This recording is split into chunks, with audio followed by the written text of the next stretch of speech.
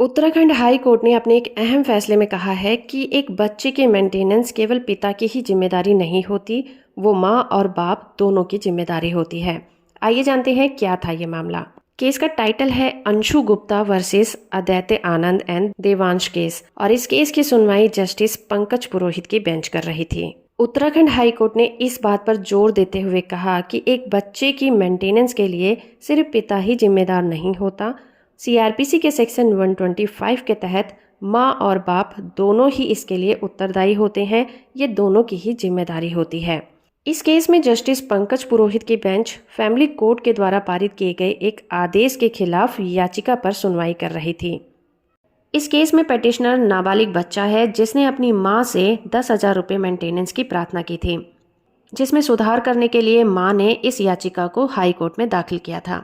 इस केस में family court ने पिता को यह आदेश दिया था कि वो बच्चे के बालिग होने तक मेंटेनेंस के रूप में हर महीने 2,000 रुपये देगा, और बच्चे की अपनी मां से ये प्रार्थना थी कि मां उसे 10,000 रुपये मेंटेनेंस के तौर पर दे, क्योंकि मां इस लायक थी।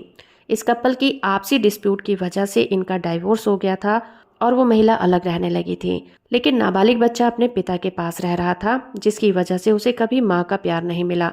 कुछ टाइम के बाद पिता की फाइनेंशियल कंडीशन इतनी खराब हो गई कि वो बच्ची की मेंटेनेंस उठाने या फिर उसकी एजुकेशन करने में सक्षम नहीं रहा।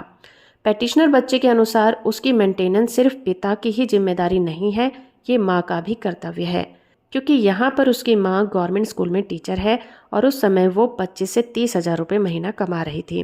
कोर्ट ने सीआरपीसी के सेक्शन 125 क्लॉज 1 की जांच भी की, जिसमें ये साफ तौर पर लिखा है कि बच्चे की मेंटेनेंस की जिम्मेदारी हमेशा किसी पर भी होती है जिसके पास भी इनकम का ज्यादा सोर्स हो। माँ या बाप कोई भी माइनर बच्चे के मेंटेनेंस करने से इनकार नहीं कर सकता। सीआरपीसी के सेक्शन 126 क्लॉज 2 में भी साफ तौर पर व्यक्ति शब्द लिखा गया है।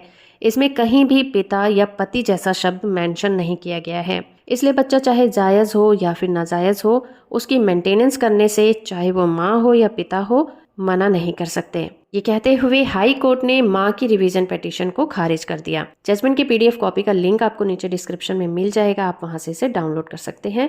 वीडियो इन्फॉर्मेटिव है तो आप इसे लाइक, शेयर और चैनल को सब्सक्राइब करना बिल्कुल मत भूलिएगा।